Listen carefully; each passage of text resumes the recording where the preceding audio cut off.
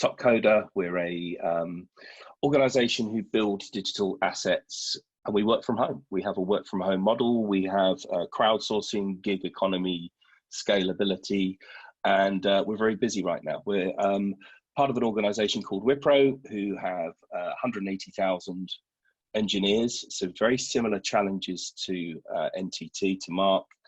And obviously, we're going to be looking at GSA best practices moving forward and what our world looks like. But I thought I'd talk a little bit about the crowdsourcing model, the gig economy model. As I say, we're very, very in demand and busy at the moment with the current pandemic.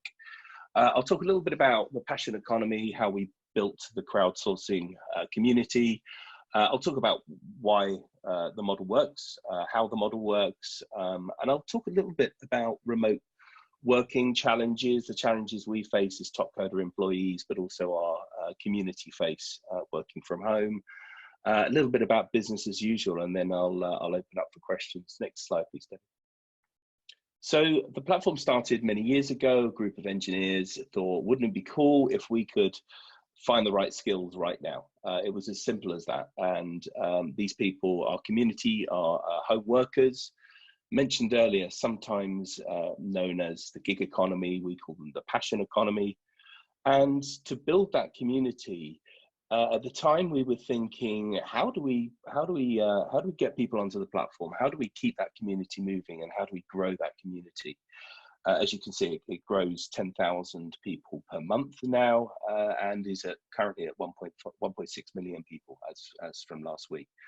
So the key areas we looked at to build the community were money. You have to pay people. People have bills to pay. The one that was really interesting was we found that people, it was about passion. It was about having fun things to do. And what we realized quite quickly into growing the platform, that ratings and rankings and fun and passion drove behavior as much, if not more, than money. Next slide, please, Debbie. And so in terms of engaging our community and engaging them to deliver, you know, what's the process? The process that we find, the secret sauce for us, is the atomization process, which is carried out by a member of the community who we call a co-pilot, this cool guy in the picture. And essentially, we analyze a problem, we break it into smaller problems, and we point those problems to groups of people into the community. So it's back to passion. It's back to being able to pinpoint the right people who are passionate about solving that problem, who can opt in to deliver that contest, that competition, that piece of the pie. And the co-pilot will put all of the pieces of the pie back together and into a digital solution and deliver that back to the customer, and will transfer the intellectual property across the customer. So that's kind of how it works. Next slide, please, Debbie. The cool thing about this model, what we have found over the years, is the speed of getting things done, getting stuff done. And as you can imagine, in the current times, people are very quickly shifting their focus and efforts as to what they should accelerate, which, like Mark touched on earlier, which projects do we accelerate? We're finding digital assets, and we can deliver those really, really quickly. And that speed comes from being able to dial up those 1.6 million people, or groups of communities within the 1.6 million people, and ramp them up really quickly. So we can ramp up a team within 24 hours, but also the speed of getting stuff done. The atomization process enables us to run parallel work streams and pull that project back much, much, much quicker. So the productivity 3x, we would say, is pretty conservative. And then the quality is guaranteed because the people are opting in, the community members are opting in, and we pay for results, not hours worked. Next slide, please, David. For people who want to leverage the community, to leverage the best of the best out there in the world, across the globe, there is an alternative model where we can help people augment members of our community. So you would all augment them in the same way as you would, contractors, for example.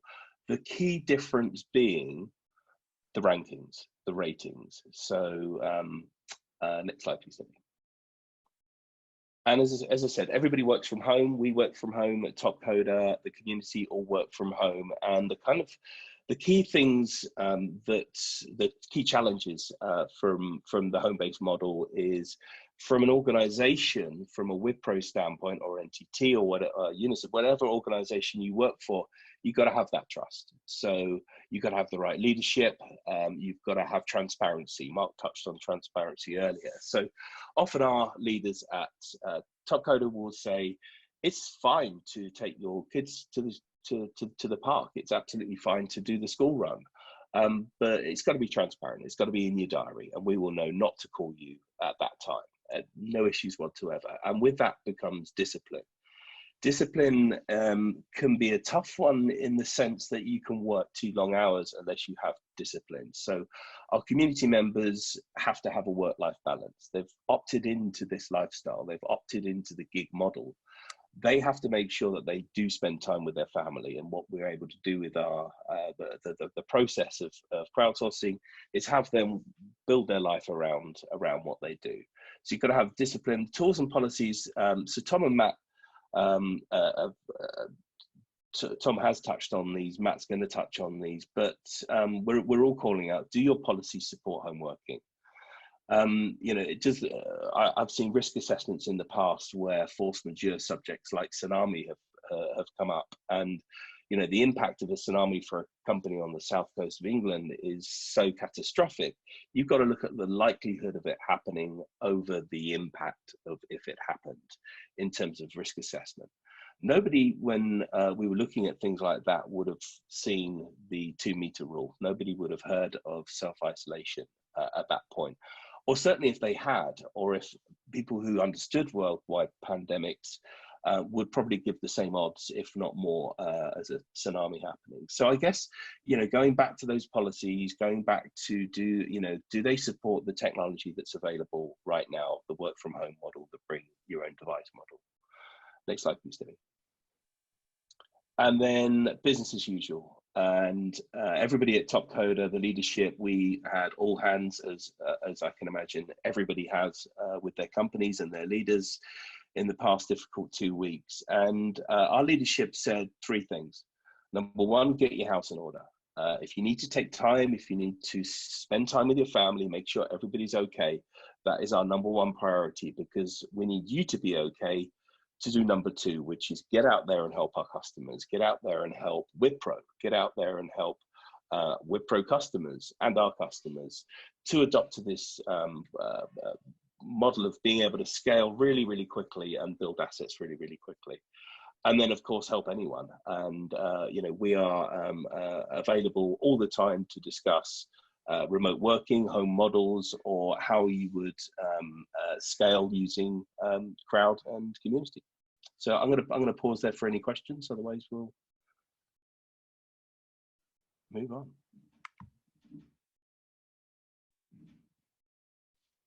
Right, there is one question actually here for you. So clearly a great example of successfully remote working. How reliant is this on the tech platform for distribution and management of work? George.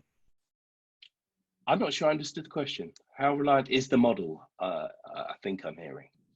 Yeah, how reliant is it on the tech platform? Well, I think the answer is in the results. So we have a 96% fulfillment rate, which in a traditional model I probably couldn't get if my life depended on it. And the technology that underpins that and the home working model is what drives, and the competitions is what drives that success and drives that behavior. Hopefully that answers the question.